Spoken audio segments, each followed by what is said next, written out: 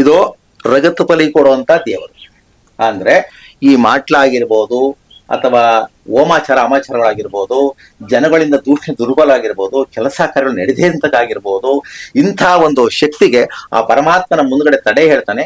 ಆ ತಡೆಕಟ್ಟನ್ನ ಕಟ್ಟಿ ಅದನ್ನ ರಗತ್ ಬಲಿ ಕೊಟ್ಟು ನಿವಾರಣೆ ಮಾಡುವಂತ ದೇವರಿದು. ಯಾವುದೇ ಮನೆಗಳಲ್ಲಿ ಮಾಟ್ಲ ಊಣ ಹಾಕಿದ್ರೆ ಆ ಮಾಟ್ಲನ ಆಡದಾಗ್ಲತ್ತೆ ಕಿತ್ತಿ ಕೊಡ್ತಾನೆ ಅಂತ ಒಂದು ಶಕ್ತಿ ಇವನಲ್ಲಿ. ಇದು ದೂತರಾಯ.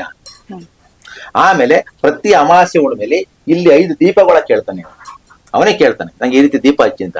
ಅದನ್ನ ಹಚ್ಚಿದ್ರೆ ತೃಪ್ತಕನಾಗಿರ್ತಾನೆ, ಬಂದಂತ ಕಷ್ಟ ಬಗೆಹರಿಸ್ತಾನೆ. ಯಾರೇ ಬಂದು ಬೇಕಾದ್ರೆ ಅವ್ನು ಇಟ್ಕೋಬಹುದು, ಯಾರೇ ಏನ್ ಬೇಕಾದ್ರೂ ಅವನ್ನ ಪರೀಕ್ಷೆ ಮಾಡ್ಬೋದು ಅಂತ ಒಂದು ಶಕ್ತಿ ಅವನಲ್ಲಿ.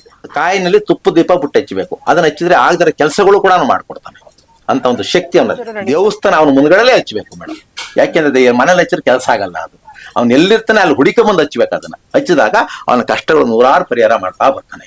ಅಮಾವಾಸ್ಯೆ ಹುಣ್ಣಿಮೆಯಲ್ಲಿ ಅವನ ದೀಪಗಳು ಹಚ್ಚಿದ್ರೆ ಅವ್ರ ಎಂಥ ಗದ್ಯ